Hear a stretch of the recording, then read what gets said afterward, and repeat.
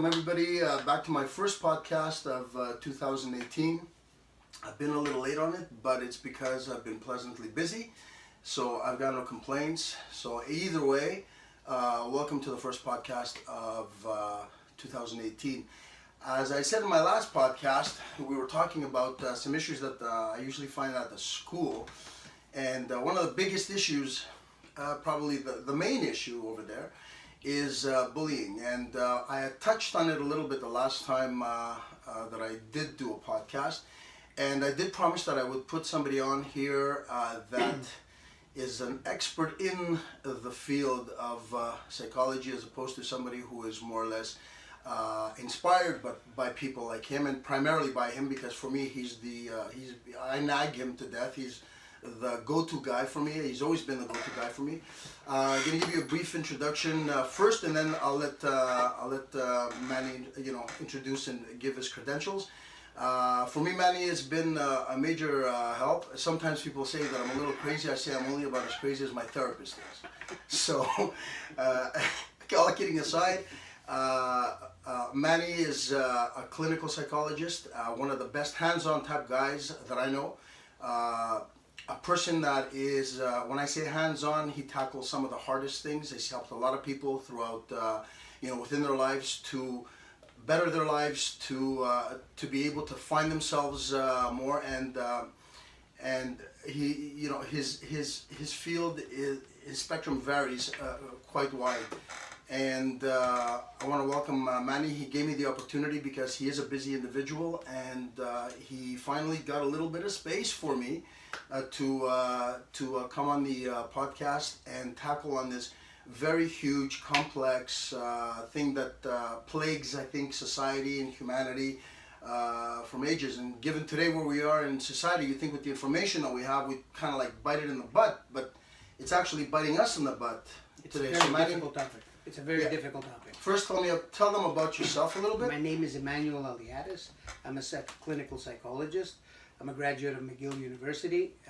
I've been doing this for close to 25 years.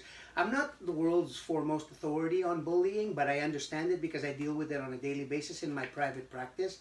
It's here in my office that I deal with the bullies. I get people, children who are being bullied. I get people, employees who are being bullied, family members who are being bullied, and they have no way out. It's a very frustrating time in in the world right now.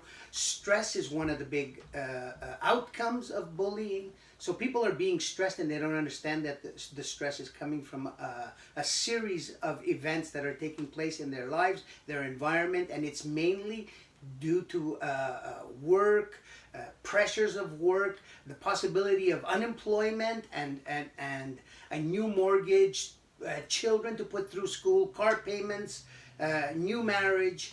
There's a lot of, this kind of individual is a primary target for bullying in the adult world, not the child world, but in the adult world. A lot of people in the workforce, when somebody needs their job, they will more than likely be abused. And in Canada, we have a statistic of 1 in 2 people experience bullying in their lifetime. Well, I've had my own 1 family in members, 2 people. Is that horrendous? Actually, bullied to the point of near sickness.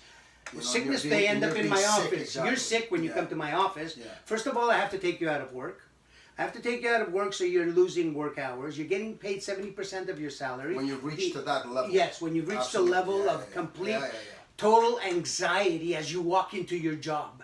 Your heart is palpitating, and you cannot work and cannot walk into your job because you can't face the bullies at work.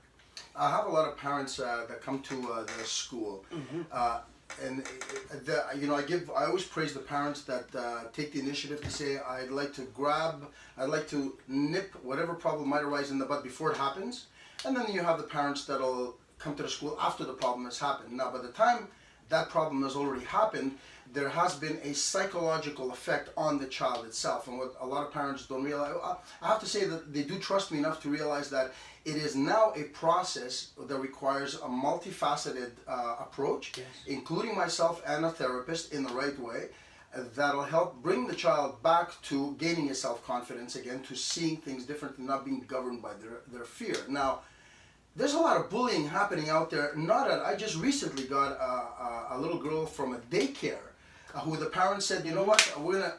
She was being bullied, and we're talking massive bullying.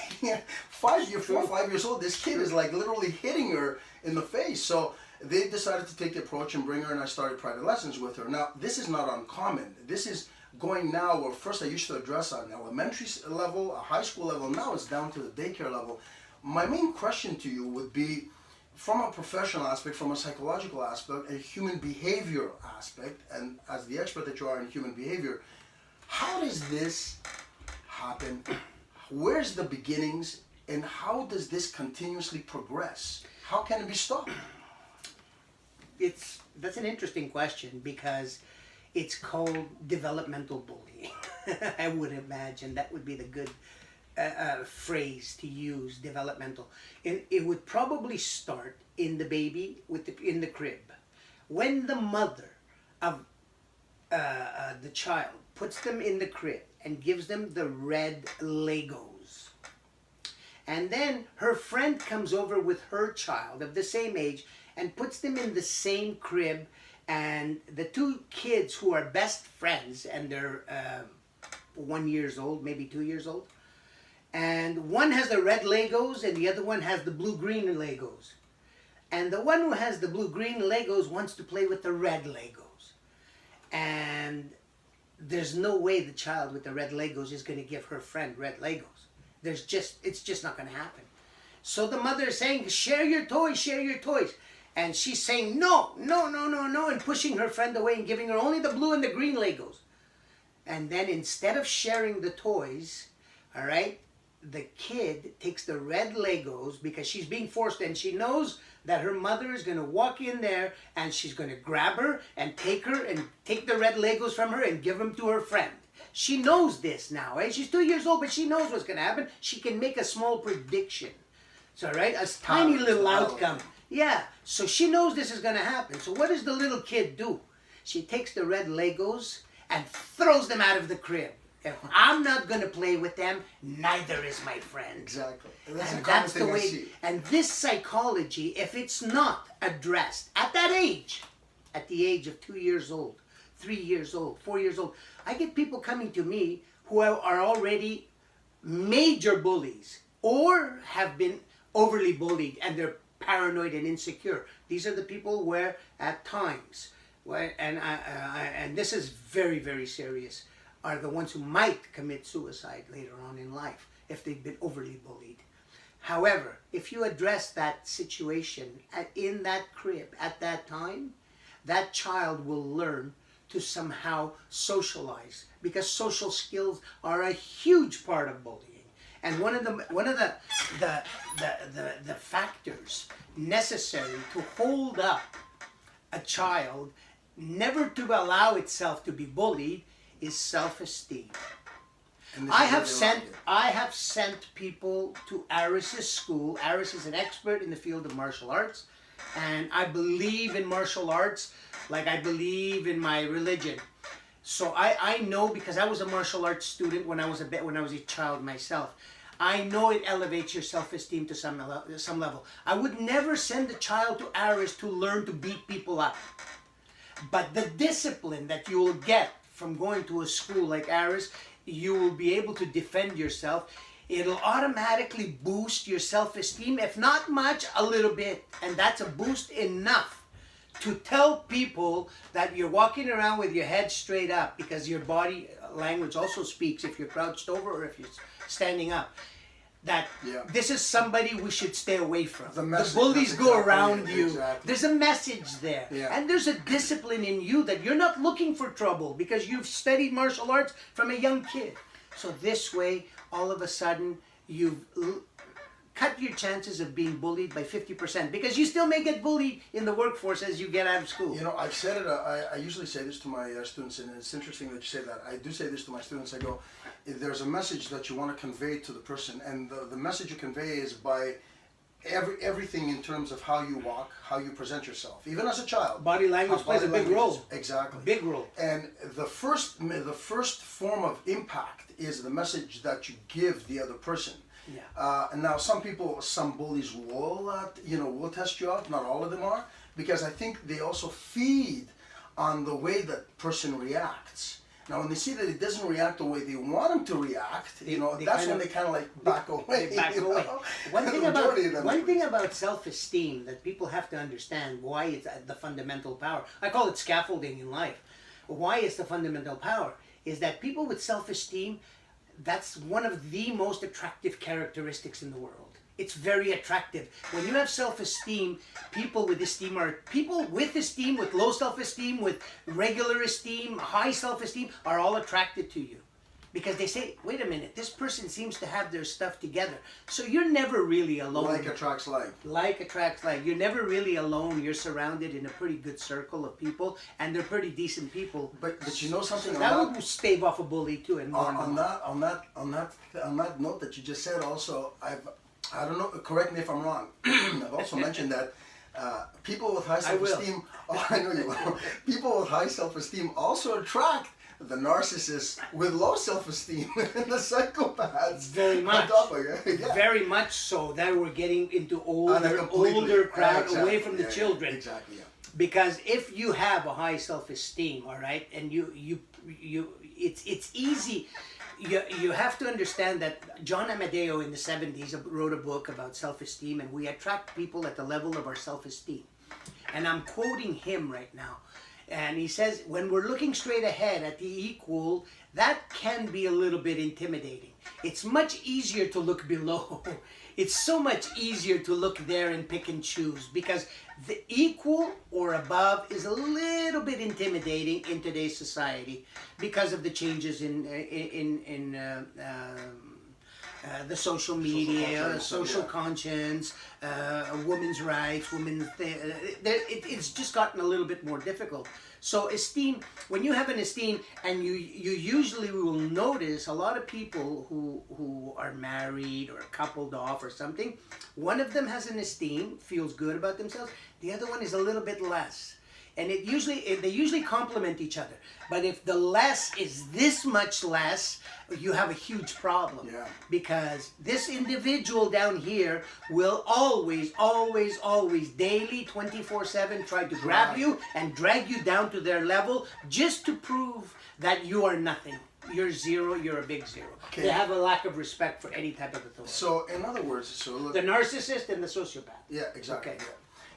Now going on that example, if you go backwards, you track backwards down in their early youth, right?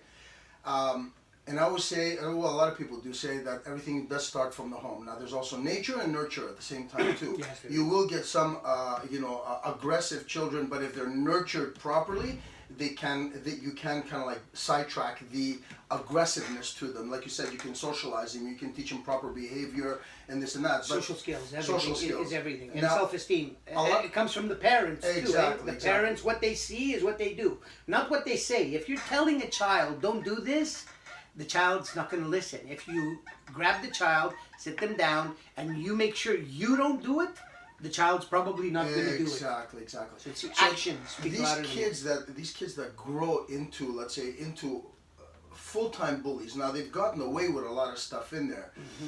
If they were handled slightly different, if they were given more emotional nurturing during the time, or boundaries through their parents, what is the percentage of that rerouting their behavior into becoming aggressive to other people? How much does that play a role?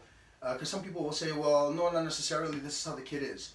But how much does that play a role in terms of how the parents will nurture the child, in terms of when they see something like that happening? Because I've noticed some parents that have come into school in the past, that they were the catalyst for the child being a bully to begin with. Yes. It was either overpraise and no discipline whatsoever, or complete neglect.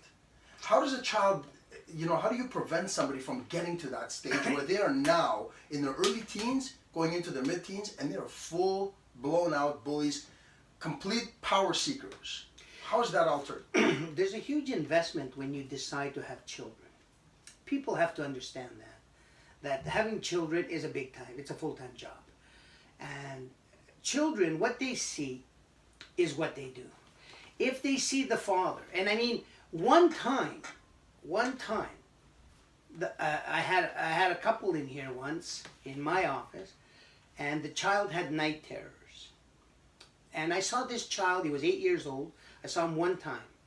And in that time, he told me that his father said he was going to throw his mother out the window. They were having a minor argument. And it was in a house, in a bungalow, a nice house. And he was going to throw her off the gallery. And this kid was like 6 years old when he heard that. A 6-year-old child believes what you say. When he hears mom and dad say something, that's been almost carved on the Rock of Gibraltar. Until this child becomes 13 years of age, the gods themselves are mom and dad. So when you have a child, you must be responsible. You must understand you cannot use the type of language that you would use with your buddies at the bar during the hockey game in front of your kid. Because if you do that, there's a possibility, if you guys are this rough and tough and very testosterone type gang, it's going to affect your child. When your child's in front of you, he's going to try to impress you by being one of your buddies or being like you. So this is going to manifest itself in the future as into bullying. It will, because they take from that parent. They absorb that they. It's the molecules in the air through osmosis. They just is absorbed by the child. Children learn what they want to learn. They learn through what they see, but that's called modeling, and they learn by what they hear. Like if they're hearing their father is going to throw their mother off the balcony, all right, they're thinking while they're standing around the corner and listening, because they got huge ears, these little children. And they're thinking, now, if daddy throws mommy off the balcony, mommy's going to run away. I'm going to be without mommy. What I'm going to do is I'm going to take a can of tuna, a peanut butter and jelly sandwich, and I'm going to move underneath grandma's balcony. And that's their solution. That's what a 6-year-old thinks. They don't think that, oh, okay, it's not going to happen. It was just a saying. They were just upset. They'll be back to normal the next day. When I explained that to this child in my office, the child's night terrors stopped that same day. So, I mean, as an example, once a rationale is brought into the equation, you can even teach an 8-year-old rationale, and you could teach them to bullying is the wrong thing to do. Bullying But that's is suffice it to say, though, that the parents themselves have ceased that type of activity in the house, because I mean that child is going to internalize it no matter obviously, what. Obviously. So he's going to bring that out into the world, into the world, exactly. Into his environment. Daycare, whether it's elementary school, and that's where they start, and that's when they start going up there. So what they're seeing in there, be it from neglect or threats that are happening in there, or threats to him, no validation on his end, or there's also a time where we can't blame the parents. You walk into a daycare center and there's a child there that's been neglected and he's a bit of a bully. And he chooses to collect all the ABC blocks and you can't play with them. Yeah. And that's also very possible. That's by nature. That's by nature. I mean, it's just his nature. Yeah. That's what this kid's going to do. Look, I don't believe in the nature-nurture debate is in bullying. I don't know if that exists. I think it's not a genetic characteristic passed down through the ages. Bullying is a learned behavior. You learn it, usually starts at home. But if it doesn't start at home, it can start in kindergarten and preschool. Absolutely, It definitely can. Also observing a teacher who's a bully. And there's a lot of teachers who are bullies out there too. Yeah, and they have young little children and they bully them around all day long. And it makes them feel good for some reason. And I'm not criticizing the teaching profession. Sometimes, absolute power is absolute corruption.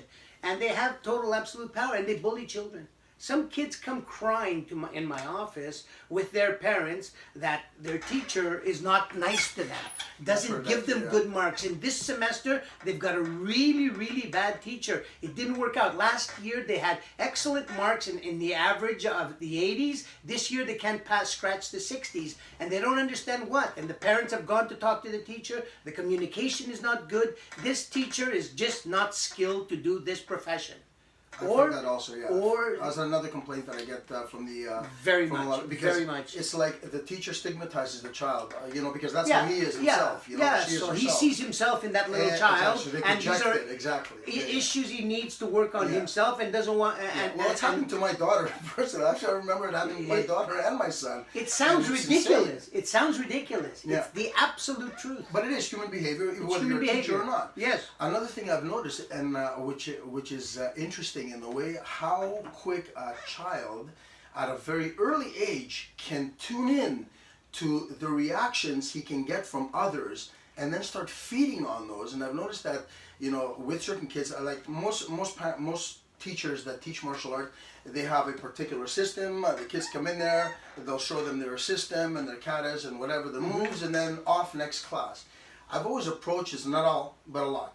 I don't like to generalize and throw everybody in the same pot, but a lot. Now, I've always considered myself the type that is, for me, my school has been my laboratory. It's taught me to observe. It's taught me to observe different characters, and through For you sure. also, who's been able to, open my eyes to a lot of different things. Books that you have given me in the past and stuff that have literally helped me out in terms of dealing with myself and with others too.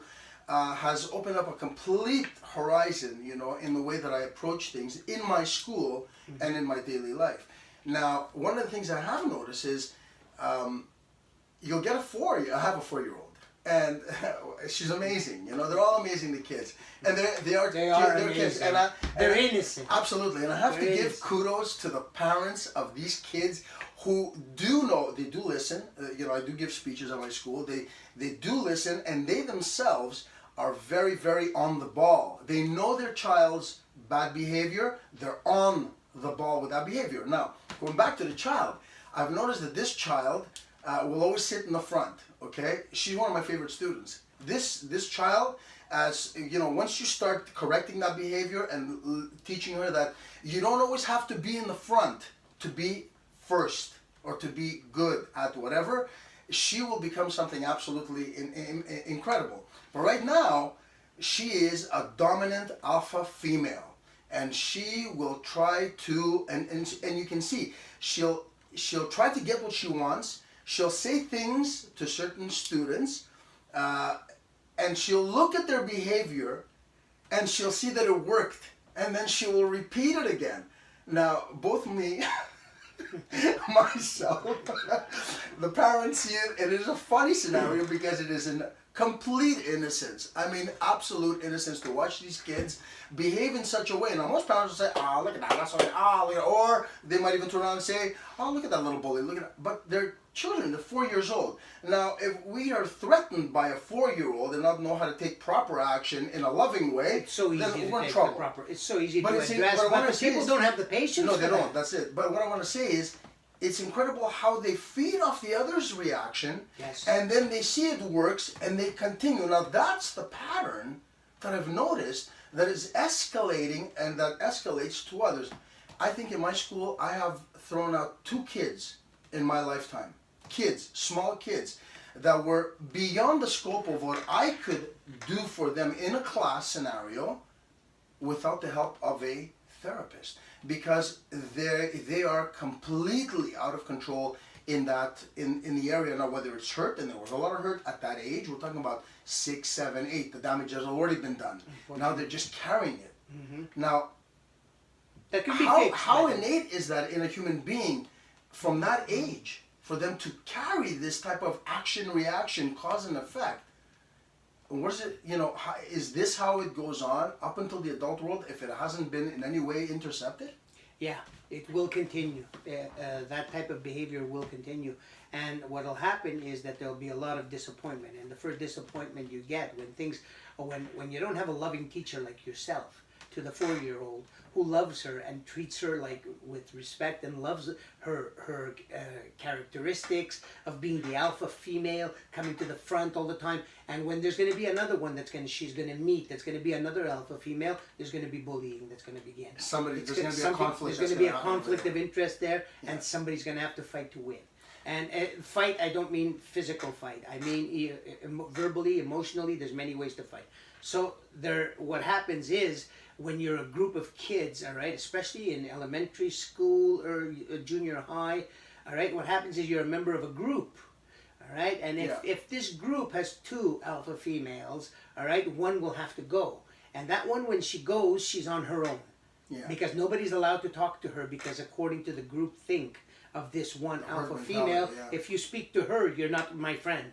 Yeah. So you want to stay. You like her, but you can't speak to her, and you tell her because you don't want to make the other disappoint the other one. So you're isolating her. So you're isolating. That is bullying. That's called relational bullying. Yeah. Relational bullying. It's called, and it's one of the main reasons. This type of bullying, relational bullying, could be probably can be one of the main reasons of suicide. Yeah, malignant, very much, because now we can do it 24 hours a day. We can bully somebody online at home when they're at home in the comfort and the safety of their own home. Even if they have the sweetest loving parents in the world, they're being bullied on the side. Yeah. And this is very prevalent, this particular type of relational bullying in the adult corporate world. It's very much corporate it's and everywhere. Blue collar. It's everywhere in the adult world right now. Everywhere. In the workforce.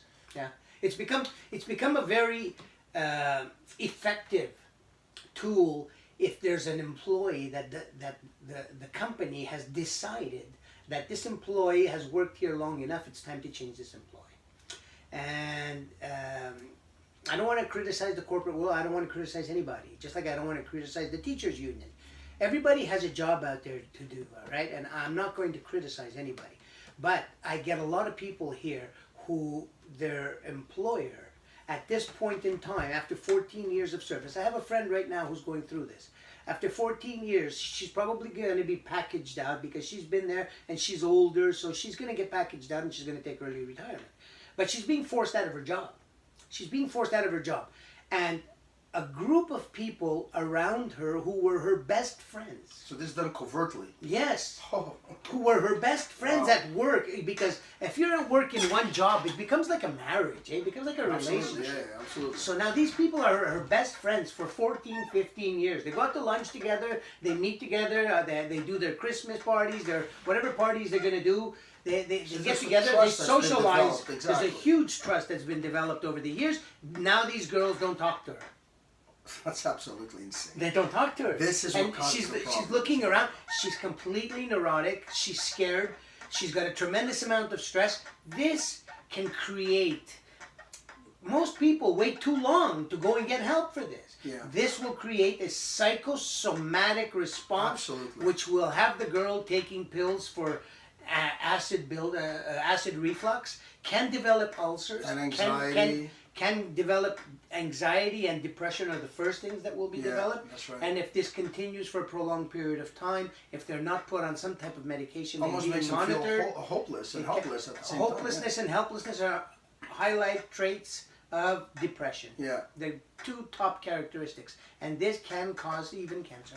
Yeah, and this is because of that hurt type relational type of bullying. Yes, relational that is going on in there, and I think it's going on all the time. I had mentioned the name George K. Simon to you, PhD, who wrote the book In Sheep's Clothing. Yeah. He actually mentioned in one part of that said, actually you just nailed a chapter of his exactly on that. And he had mentioned corporations have taken this now as a useful technique. Absolutely. So they're all using it. Covert, kind of like getting them out in a covert, aggressive way. Oh yes. Which is so damaging to the people because, like you said, you've developed trust with these people, you've developed everything, and all of a sudden it slams right in your face that now these people who were your confidants, your friends, your whatever, are now covertly turning against you because of other stimulus. The boss wants you out, and they want their jobs. They want their jobs. It's hard, right? Yeah. Jobs are hard to come by. Here in Quebec, it's a very difficult situation. Yeah. Finding a job is a full-time job. I have a patient right now who has 3 young daughters, and this situation is happening to them.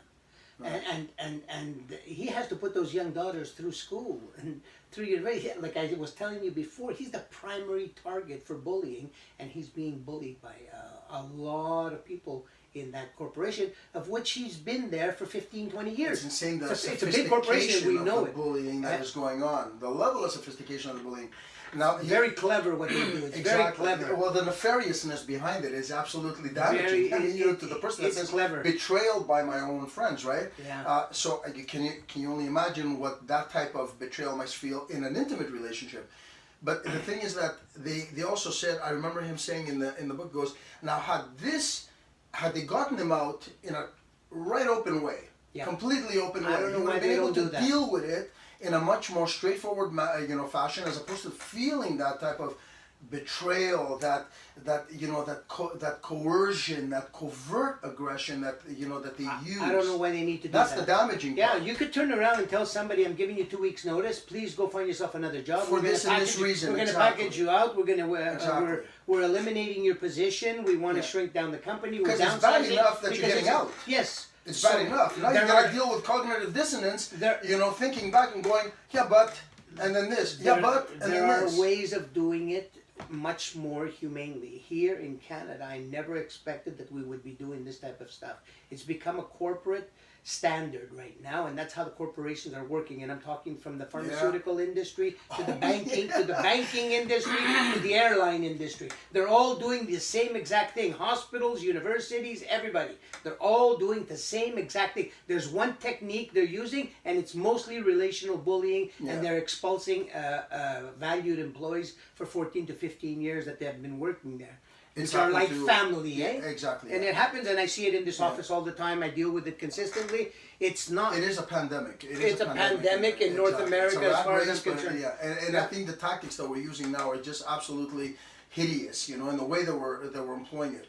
I know it's happened to 2 family members of mine to the point where they nearly got sick. And when I heard the level of the approach that the others were using against them, and you say, well, how can somebody be so affected by it, and to what degree?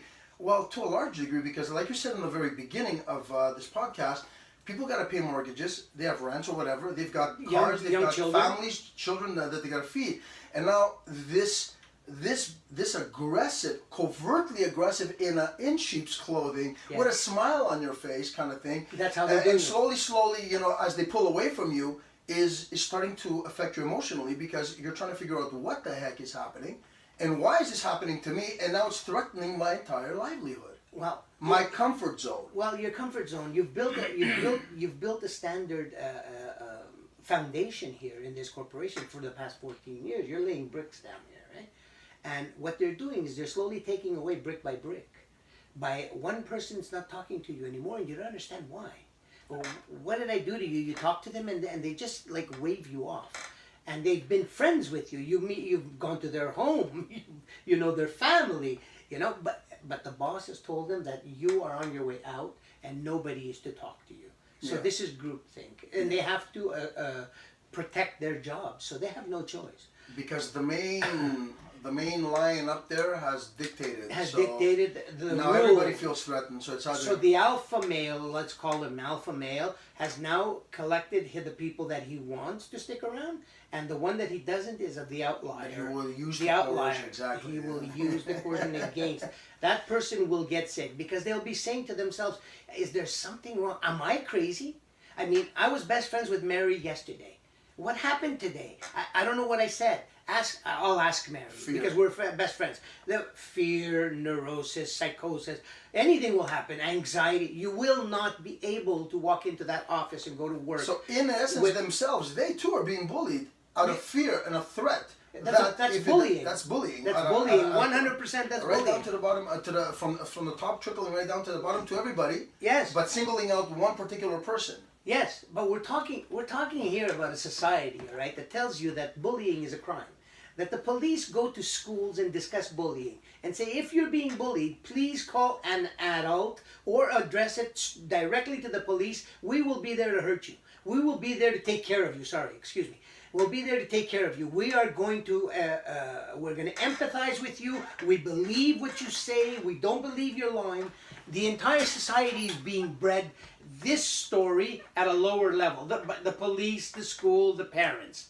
And at a higher level, the parents are being bullied by the corporations, and the police cannot do anything about it. Yeah. There's nobody who can do anything about it. No matter what you do, it's a completely different two-tier system. Yeah. One system, you might be able to get help from the police. Up above, you cannot get help from the police. There was a gentleman recently on the news who ended up in the basement of a hospital, and he was there for like 20 days or something, because of the fact that he did not speak any French in the East End. They threw him in the basement of the hospital. The gentleman had to call 911. He was on a gurney for 20 days in the basement. I heard something. Something to that effect. I'm not sure if I've got the story accurate. Some days. I don't know how many, but it was some days. That man was being bullied by professionals, by doctors and nurses. The whole hospital knew this man was there jeopardizing his life. His life. His life almost healthcare institution. In the middle of the healthcare institution. Yeah. So bullying exists everywhere. Consequences exist in school, exist in maybe in the home, but consequences don't exist in that world. What happened to the doctor who put him down there? The doctor says, I didn't put him down there. I never said what he said. That's not true. Is there proof? Nobody taped it. What happens to these people? I mean, this person should have been taken by the College of Physicians, been reprimanded, let him know that you cannot do this, you cannot produce this type of behavior. This old person should have been brought upstairs, taken care of, treated. I didn't hear anything about it. We didn't hear more than one day of news. That caught like a 1 hour clip. Because it was political. Yeah, it was very political. We don't want to touch that, especially in bullying is political. Yeah, bullying is political. I have. I've had discussions with parents from kids on an elementary level and then kids on a high school level, okay? Where at a high school level now, aside from the fact that there is the herd, that herd mentality where they will ostracize a particular person and then take it home with them, I have to deal with that as a parent with my daughter. Now, my son was always, he was always a great kid, tough boy, always very, very well liked, still is. My daughter was a very timid, happy-go-lucky person, but because she had been training with me for so many years, and we would do a lot of talking, she had a very joie de vivre type of life. And I think having moved her from one school to another, she became a beginner, she became a newbie in the school. So, that's a hard thing too. Very, very hard. It was very hard. Changing schools is a tough thing. Very hard. And the thing is that, but there was also an aura about her that she also went with a few of her personal friends. She was a very happy-go-lucky person. Now, the main alpha male, where my daughter started hanging around with some other little girls, the main alpha male who was in control, alpha female who was in control of those girls, was highly intimidated over my daughter, who was yay high to her, But my daughter, don't forget, had been training with me since 2 years old. She was competing, in the States from 8 years old, so she was able to take care of herself very well. She was so confident that she wouldn't feel threatened by it. She goes, well, I don't need to hang around with you guys. I got my own friends, Now, that wasn't enough for that bully. That bully wasn't enough because it didn't have the effect that she wanted on my daughter. Yeah. She wanted to see fear, right? She wanted to see fear. She wanted gratification. Like you said earlier, for that empty, that whatever void that does not feel inside of her, and it's developing now at an early age. There's nothing validated what she wanted from my daughter. So what they did is... She also loses face in her own group. Exactly. Right? She loses face because she's not tough enough to intimidate this kid. Exactly. And what they did now is... Her group can disperse.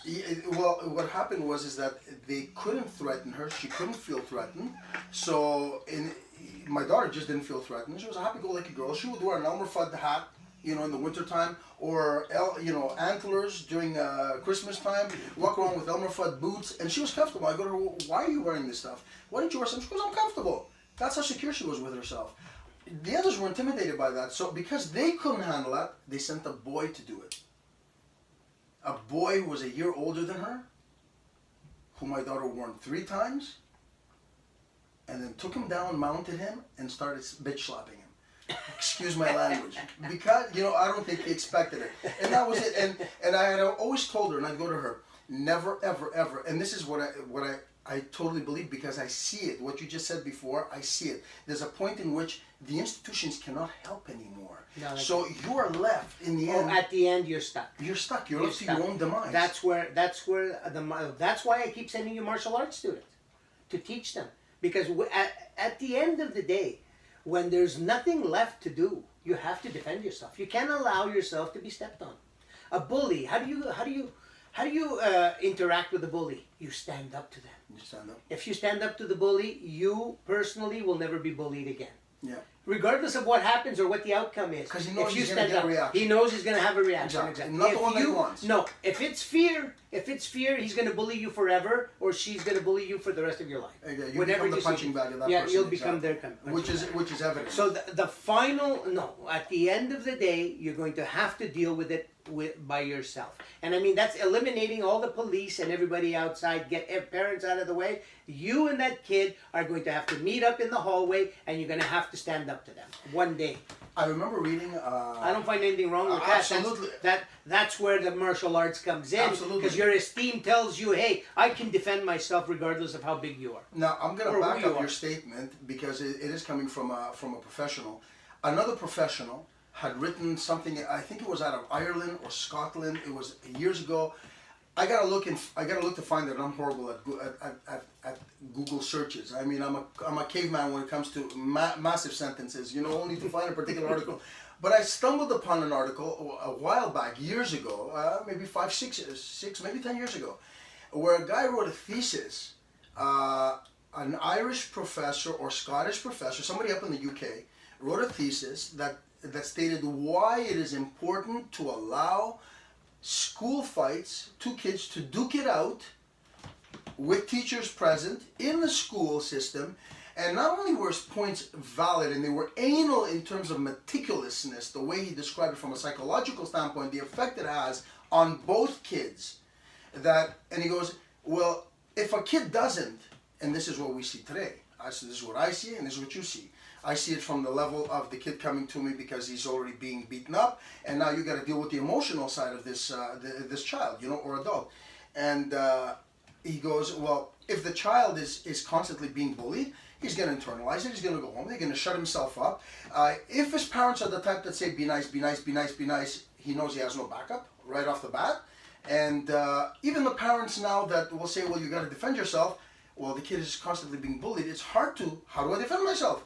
How do I get the courage to use what I know to defend myself now? It's having to turn this around. Another guy goes, well, if, let's say, the person stands up to this kid, they duke it out in a fashion that says, okay, there's teachers around, a scuffle happened, let them go, unless somebody's getting beaten up really bad, then you pull off. And be very careful. Very careful, exactly, That's a slippery slope. Slippery slope, it is. It's a slippery slope. But like he said, he goes, we're scared of that. We are, exactly. If you But as a professional, history. you as a professional, yes, it has. But you're a professional in regards to hitting somebody. You know how to hit somebody to either kill them or to just hurt them.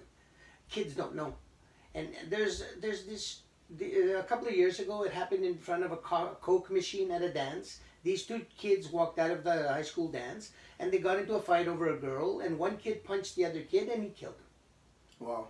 Yeah, right in the Coke machine. It happened in Toronto, I think, if I'm not mistaken. That's where. So the kid died. A guy punched the girl. A guy punched a guy. Oh, a guy punched a guy. So it happened at a high school dance. So this is why violence, physical violence, has to be the last resort. Yeah. We have to find ways to deal with this thing without having to ever reach the point of physical violence. If your daughter was to deal with this bully, all right, and this bully got a clear message from your daughter that I will not back away. Exactly. If you push me, I will push back. Exactly. I will not back away. Exactly. The bully may never have tested her. Yeah. You understand? That's the place we've got to go. Because I understand what the Irish article is saying from the UK, and it makes a lot of sense. So look, B.F. Skinner said, corporal punishment didn't bother me. I was smacked by my dad. Absolutely. It didn't kill me. Exactly. I'm not for smacking your kids. Please don't anybody think that I'm for smacking anybody's kids. I am. No, he is. He's a martial artist. Last resort. He's a martial artist. okay, but he may do that, but it's in a controlled environment, which is a completely different story than doing it in the house, whacking kids without where you don't know where abuse, they're going to hit them, abuse is being used, and exactly. or abuse where it turns into abuse. Into abuse, yeah. But like I said, the article may have had made some sense back then, 10 years ago. But today we're looking, because of these incidences that happen. It's 1 in a million, but they do happen where the kid, punched the kid. It was two innocent little kids fighting over a young girl. They were 13 years old, and one dies. Yeah. This is, the other kid spent the rest of his life in juvenile home till he was 18. Not the rest of his life, till he was 18 in a juvenile home, and I think he went after that to a grown-up prison for murder or manslaughter. And I'm not sure. I'm not sure what it is. Out of a little high school fight, this child now, all right, who is out there, who killed the other person, is by society just ostracized by the entire society. I can't see them going to school, getting a diploma, becoming a doctor or an accountant or a lawyer. I could see him working quietly with his dad in a construction company, and if that, they still have to move out of town and move to a town where they're not known. So there's a huge stigma attached to this type of thing, and you definitely want to try to stay away from physical violence at all times, unless it's absolutely necessary. Like I said, when you reach the point with no return, then you're stuck, That's what I employ also at the school too. That's the absolute truth, because we really don't know exactly what it'll take to hurt another individual. Yeah. So we have to be very careful, because some kids could look at the boxers, these professional boxers and MMA guys. They take punches to the face, but look what happened to Muhammad Ali. He took a lot of punches to the face, but at the end of his life, he was like a vegetable. So the best thing that could have happened to him was to pass away, because he had no life whatsoever. Parkinson's. It damaged his brain. It accelerated whatever was there. Whatever was in it. He could have turned into many different things. I hear at the molecular level in the brain, if you get a punch in the temple and the molecules are not released in special increments, you start to hallucinate. So automatically it's schizophrenia. Schizophrenia or some kind of psychosis. So it's a very, very slippery slope when it comes to violence. You want to try to curb the violence. Little kids that are 5 years old that are fighting are not going to do that to each other. No, they're not. But adults who are 30 years old will do that to each other. And you know what? Adults are more apprehensive as to whether to do it or not. I had a guy, actually, you had sent me him a few years back. He was a blue collar worker. He was a martial artist. And the level of bullying he was going through at his enduring at his work was insane. To the point where it had affected him emotionally, and it just affected him in all areas of his life, And it astonished me because, I always say that it's one thing to learn how to make moves, because these are just moves. And it's another thing to be able to cognitively, be able to express yourself in a way where the moves might not necessarily be backed right there and then, but there's an imminent threat to the other person. He knows it. That's a level of self-esteem.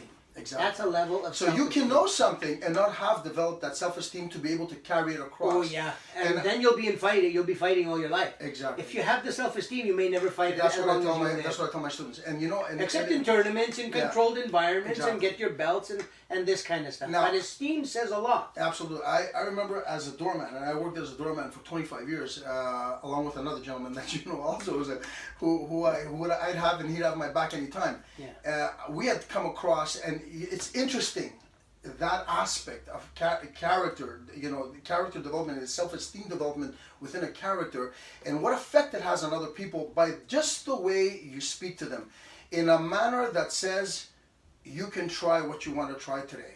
You won't cross this line. It's not going to cross this line. Yeah. And I'm not giving you the leeway to do that either. And they see it in your eyes, because it's the first thing that they see in your eyes. And there's no threat.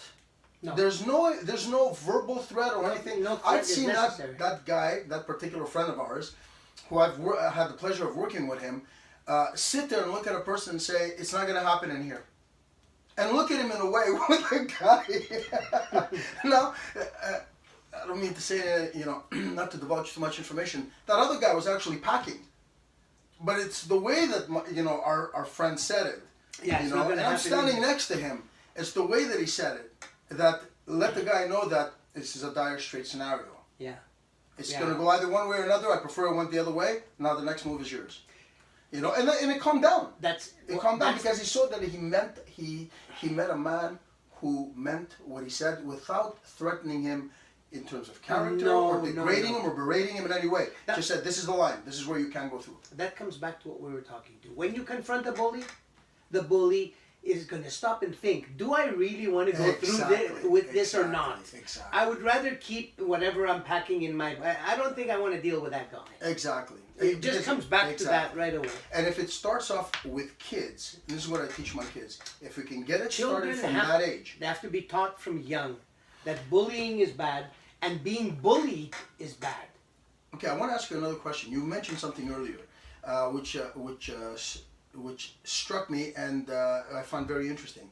You mentioned that you also have bullies that will come to you. Now, it takes reflection for a bully, self-reflection, for somebody to be able to come to you with some sort of admittance. Tell me about that. What do you see in that? Usually their parents will bring them to me. Okay. Their parents will bring them to me and say, I have a bully here and I don't like... And you have how do they respond to you? You have, because they don't realize they're being bullies. They don't realize they're kind of on the young side and they don't realize it. And when you bring it to their attention, slowly but surely, you can modify their behavior so they will stop doing. It's human nature to do the right thing, I believe. Because if I didn't believe that, I wouldn't be a psychologist. It's human nature. We want to do the right thing. Now, when if I'm walking around the school and I'm being a bully, I believe in my head that that's the right thing to do and that's the best way to be. If somebody can dispute that in my mind and break away these irrational thoughts that have been hardwired in my brain and tell me that's not the right thing, what you're doing the wrong thing. I would be cognizant of the fact I was doing it the next time I tried it. Right. So then I would say, so you're tackling the behavior. You're tackling the behavior itself and you're showing them empathy and compassion. Wait a minute. I don't know how that kid feels. The doctor told me I don't know how that kid feels. I don't know where that kid comes from, and I'm pushing them. There's something about awareness. Yeah. All right, that people need to understand is very, very important. And awareness is something that takes up work. It takes up energy to stay aware. All right, you can go to sleep and do the easy thing and say F it. It does. Everything's cool, but it's not. If you're staying aware, it takes up energy. It'll even exhaust you. But after a certain amount of time, it becomes reflexive. Exactly. And when it's a reflex, then the behavior has been changed. Yeah, that's what it's been modified. But there has to be effort in order for there has to be an effort. It's an effort all the way. And it's a good thing to catch early. Yeah. You catch it early, go then and get the help you need. Don't wait till it's a full-blown behavior. I get a lot of people coming in here to see me who have been so bullied at work that they've withstood the bullying for 2 to 3 years at work, that they come in here, they are suicidal, and they're grown-ups. They're suicidal. Yeah. I mean, why did you wait to reach this point to go to the doctor? Well, I figured it was going to change tomorrow. It's like the chain of abuse, eh? Yeah. Tomorrow, things are going to get better. Exactly. Tomorrow, it's not going to be so bad. Show them more empathy, Show them more that I'll try harder. Yeah, exactly. Show them more love. Show them more this and that. It's like trying to develop a self-esteem with a parent, an ethnic parent who demands more and more of you consistently on a daily basis. All right, I cut the grass. Oh, there was one blade missing. You missed it down there in the corner. Oh, you didn't.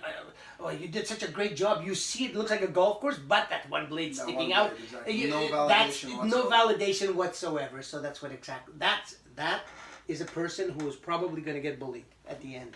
Okay, so I'm gonna end it here because there's another chapter to this that I want to nab you on in the near future, as near as possible, given your schedule, and that's going to be the development and having to deal in issues with cluster B personalities, narcissists, sociopaths, psychopaths. That's access to. That's actually so Access to diagnostics. that's what I want. I want it from a professional standpoint. We've all been affected. That's a by little that. bit complex. Absolutely. That's a little bit complex. We like complex. You can't deal with you can't be dealing with children, because I did a talk on addiction for children at one of the schools, and it was very complex for those kids to understand. It is. I was trying to. It is. I think that one would be for the adult audience. Adult audience yes, only, you know, who because a lot of people understands. ask me a lot of these questions. We do have these conversations at the school, and I've always told them, let me get my buddy on.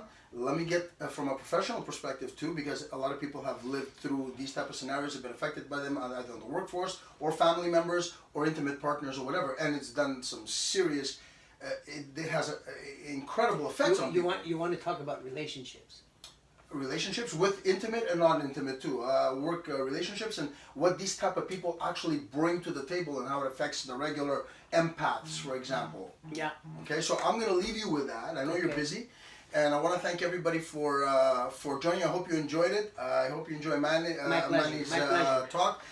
Anything you need, I will post it underneath the whatever the credentials and everything on the credits, and his phone number, his address, and everything. And for whatever you need in terms of self-healing and betterment of yourself, Manny's the guy to go to. For everything else, yours truly. So thank you very much. I appreciate it, and It was my I look forward pleasure. to the next one. It was Manny, my pleasure. thank you, man. I It was appreciate my pleasure. See you soon.